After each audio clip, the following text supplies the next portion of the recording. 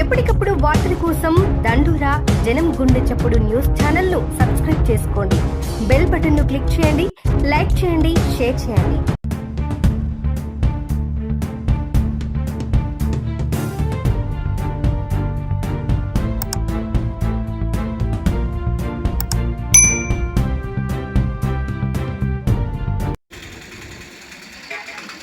अमर है दशरथ, अमर है, अमर है, अमर है दशरथ, अमर है, अमर है,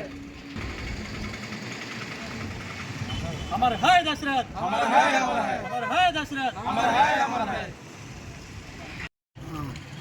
ఈరోజు మాసంపేట విలేజ్లో పాపని దశరథ ఆటో డ్రైవరు కాంగ్రెస్ ప్రభుత్వం వచ్చిన నుంచి ఆటో డ్రైవర్లకు ఉపాధి లేక మనస్తాపానికి గురి చెంది హార్ట్ అటాక్ వచ్చి చనిపోవడం జరిగింది.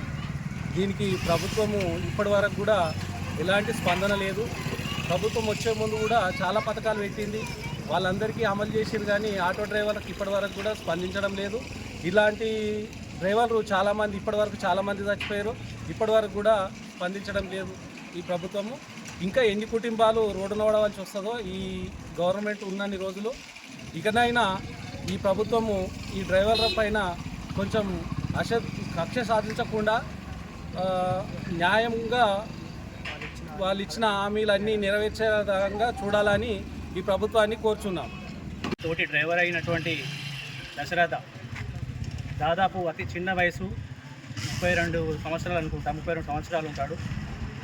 మరి గత కాంగ్రెస్ ప్రభుత్వం ఏర్పడిన తర్వాత ఇప్పటికీ 100కు పైగా ఆటో డ్రైవర్లు గుండెపోటుతోటి అలాగే ఆత్మహత్యలతోటి ఈ తెలంగాణ ప్రభుత్వం కక్ష సాధింపు చర్యలు చేయడం వల్ల మరి ఆత్మహత్యలు చేసుకుంటున్నారు.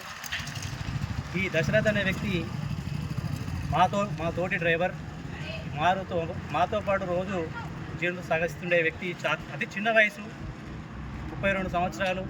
మరి ఈరోజు అతడు చనిపోవడానికి కారణం కాంగ్రెస్ రాష్ట్ర ప్రభుత్వం, రేవంత్ రెడ్డి సర్కార్ అని ఈ సందర్భంగా వారిని తెలియజేస్తున్నాం. మరి ఇంతమంది చచ్చిపోతున్నా కాంగ్రెస్ ప్రభుత్వం పట్టించుకోకపోవడానికి కారణాలు ఏంటో తెలియట్లేదు. మరి ఇంకెంతమంది ఆత్మహత్యలు చేసుకుంటే మరి రేవంత్ రెడ్డి సర్కార్ స్పందిస్తుంది? ఇప్పుడు దాదాపు 400 రోజులకు పై గడిచిపోయింది ప్రభుత్వం ఏర్పడి కూడా. మరి సంవత్సరానికి 12,000 రూపాయలు ఆటో డ్రైవర్లకు ఇస్తాం, సంక్షేమ బోర్డు ఏర్పాటు చేస్తామంటే మా డ్రైవర్లు తప్పుగా అపార్థం చేసుకున్నారు. నెలకు 12,000 రూపాయలు ఇస్తాడేమో, అలాగే సంక్షేమ బోర్డు కూడా ఏర్పాటు చేస్తాడేమో అని తప్పుగా అర్థం చేసుకొని ఈరోజు కాంగ్రెస్ ప్రభుత్వాన్ని అధికారంలో తీసుకొచ్చారు. అధికారం తీసుకొచ్చినటువంటి ప్రధాన పాత్ర పోషించింది కూడా ఆటో డ్రైవర్లే. మరి ఈరోజు వాళ్ళు మోసపడుతున్నాము అని పశ్చాత్తాపడుతున్నారు. ఈరోజు చాలా ఆర్థిక ఇబ్బందుల్లో కూరుకుపోయిన ఆటో డ్రైవర్లను ఆదుకునే నాదుడే లేకుండా పోయిండు. మరి మొన్న కూడా అక్రమ అరెస్టు చేసి పోలీస్ స్టేషన్లో పెట్టారు. మరి ఇంకా ఎన్ని ఆత్మహత్యలు చేసుకోవాలి? మరి అతడు చిన్న వయసు, చిన్న పిల్లలు కూడా ఉన్నారు. మరి ఇలాంటి వాళ్ళని ఎవరు కాపాడుకోవాలి? 6 లక్షల రాష్ట్ర వ్యాప్తంగా దాదాపు 6 లక్షల ఆటో డ్రైవర్ కుటుంబాలు ఉన్నాయి. మరి వాళ్ళ పరిస్థితి ఏంటి? కొంతమంది ఇప్పటికే 103 నాకు తెలిసి 103 మంది ఆత్మహత్యలు చేసుకున్నారు, గుండెపోటుతో చనిపోయారు.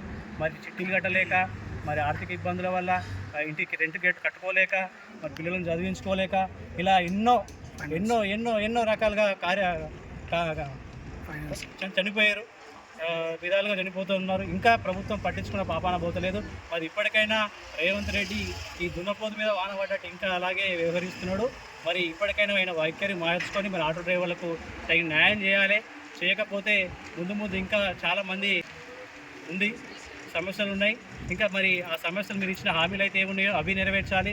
మరి ఆటో డ్రైవర్లను ఇప్పటికైనా కాపాడుకోవాల్సిన బాధ్యత గవర్నమెంట్, ఏ గవర్నమెంట్ అయినా సరే ఆ గవర్నమెంట్కు కాపాడుకునే బాధ్యత గవర్నమెంట్ పైన ఉంటుంది. మరి రేవంత్ రెడ్డి గారికి మేము వ్యతిరేకం కాదని ఇప్పుడు గతంలో కూడా ఇప్పుడు కూడా చెప్తున్నాం. మమ్మల్ని ఇంత ఇబ్బంది పెట్టడం మంచి పద్ధతి కాదు. మమ్మల్ని ఆదుకోవాలి. ఖచ్చితంగా ఇలాంటి ఆత్మహత్యలు మళ్ళీ జరగకుండా మీ ప్రభుత్వం తీసుకుంటుందని ఈ సందర్భంగా కోరుకుంటున్నాను.